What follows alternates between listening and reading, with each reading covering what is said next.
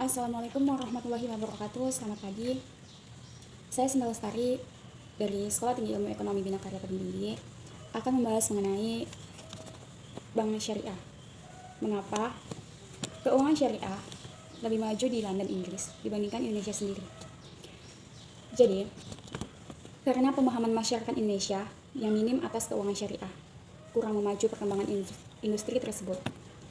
Variasi instrumen investasinya juga yang sedikit dan rendahnya insentif juga mengganjal pemanfaatan keuangan syariah untuk membiayai pembangunan. Bahkan, Muslim fanatik belum paham dengan instrumen keuangan syariah. Jumlah fanatis 94%, dan masyarakat tidak mengerti pasar keuangan termasuk syariah. Pemain pasar juga meragukan hukum dan perpajakan surat utang syariah atau suku. Yang terpenting bagi pasar adalah insentif pajak. Tanpa insentif, industri keuangan syariah sulit bersaing dengan keuangan konvensional.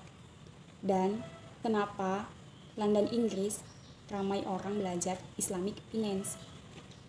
Ya karena itu, agak ironinya itu Indonesia kan muslim terbesar di dunia. Padahal negara Indonesia bisa menjadi negara maju apabila mereka menggunakan sistem ekonomi syariah sepenuhnya pada sistem perekonomiannya. Jadi singkatnya begini, bagaimana masyarakat bisa tertarik apabila anak ekonomi syariah pun masih menggunakan bank umum? Cara pandang yang sempit pun akan mempersempit perkembangan seperti begini. Sistem syariah ribet, fasilitasnya kurang, toh sama saja dengan bank umum. Begitu kebanyakan masyarakat beranggapan. Jadi, jangan heran jika di London, Inggris, industri syariah lebih maju daripada Indonesia karena mereka sudah paham betul dengan sistem syariah. Yang padahal negara London bukan negara yang masyarakatnya muslim. London menggunakan sistem syariah karena telah merasakan manfaat dari penggunaan sistem syariah. Mereka tidak terlalu mementingkan haram atau tidaknya, serta tidak peduli penggunaan sistem bunga atau riba dalam Islam. Mereka hanya memiliki sistem perbankan syariah lebih menguntungkan. Inilah yang menjadi alasan mengapa bank syariah lebih pesat perkembangannya di sana. Jadi begitu, dan ada beberapa hal yang membuat perbankan sistem syariah di Indonesia itu tidak berkembang. Yaitu pertama adalah hal yang dihadapi dan berdampak terhadap perkembangan syariah di Indonesia, yaitu belum selarasnya visi dan kurangnya koordinasi antar pemerintah dalam mengembangkan perbankan syariah. Kedua, produk tidak variatif dan pelayanan belum sesuai ekspektasi masyarakat. Fitur bank syariah belum selengkap bank konvensional. Ketiga, tentang masih banyaknya perbankan syariah yang belum memiliki modal memadai yang akibatnya kesulitan untuk membuka unit-unit dan kantor cabang syariah. Pengembangan infrastruktur dan pengembangan segmen layanan, OJK mencatat dari 12 bank umum syariah atau BUS, terdapat 10 BUS memiliki modal inti kurang dari 2 triliun dan belum ada BUS bermodal inti melebihi 5 triliun. Kapasitasnya kecil sehingga jangan harap dengan modal kecil bisa menjadi pemain yang besar.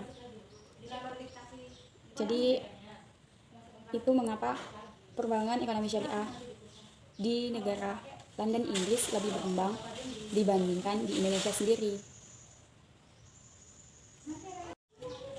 Lalu kita masuk pada prospek, bagaimana prospek keuangan syariah setelah adanya wabah COVID-19 ini atau COVID-19. Jadi sebelum datangnya wabah COVID-19, tren yang mulai nampak adalah bergesernya instrumen keuangan syariah yang lebih ramah sosial ekonomi dengan menggabungkan proposisi komersial dengan dampak inklusi keuangan dan sosial. Setidaknya ada 5 dimensi yang akan berperan. Pertama, evolusi peranata sosial. Hal ini akan berdampak pada cara pandang hidup dan pergeseran preferensi sosial, di mana interaksi ekonomi dan keuangan menjadi bagian darinya. Pandemi saat ini telah mengajarkan kepada kita welas asih. Tahu lah ya welas asih, solidaritas dan kemakmuran bersama tanpa memandang latar belakang negara, etnis dan agama. Belajar dari nilai-nilai tersebut. Bukan tidak mungkin komunitas global akan mempertanyakan eksistensi dan relevansi dari sistem dan tatanan kelembagaan keuangan yang telah menghasilkan apa yang disebut L-Arian 2016 sebagai ketimpangan inequality trifecta, yakni ketimpangan 1, pendapatan income, 2, kekayaan atau wealth, dan kesempatan atau opportunities. Kedua, perubahan metode berbisnis diiringi dengan meluasnya digitalisasi. Seiring dengan poin pertama di atas, ditambah dengan meluasnya digitalisasi, cara berbisnis, metode kerja, dan transaksi keuangan juga dapat berubah drastis. Otomasi proses produksi dan proses transaksi keuangan akan terjadi hanya dalam hitungan sepersekian detik. Bagi keuangan syariah, ini akan menimbulkan wilayah tantangan baru yang harus diimbangi dengan ide-ide segar fikih muamalah kontemporer. Ketiga, kemunculan jenis aset-aset baru, realitas akan era digital baru akan mengubah pengertian aset, konsekuensinya landscape dan building block kontrak keuangan syariah akan menemukan keseimbangan baru. Karakterisasi DNA aset akan menjadi penting untuk menentukan parameter syariah sebuah transaksi keuangan syariah. Keempat, prospek lahirnya mata uang global baru. Momentum kelahiran mata uang global baru yang mengancam eksistensi fiat money tidak bisa dinegosiasikan. Kombinasi cryptocurrency dan teknologi blockchain akan kian menemukan momentumnya. Kelima, pergeseran tren dan globalisasi menjadi regionalisasi. Pandemi telah mengungkap ketergantungan dunia yang cukup akut terhadap Cina yang mengendalikan sepertiga rantai pasokan global. Hal ini dapat memicu rekulturisasi besar-besaran terhadap mata rantai produksi dan sumber daya agar lebih dekat kepada pengguna akhir.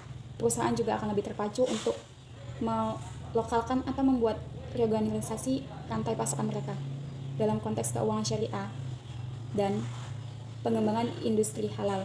Hal ini menjadi pembuka jalan bagi realisasi efektif kerjasama selatan-selatan di antara negara-negara anggota organisasi kerjasama Islam. Jadi itu mengapa di London, Inggris itu tentang perkembangan syariah itu lebih berkembang daripada di Indonesia sendiri. Dan menanggapi bagaimana prospek keuangan syariah setelah adanya COVID-19 ini.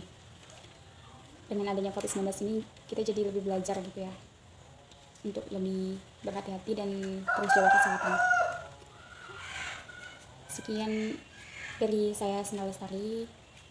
Don't forget, stay at home, stay healthy,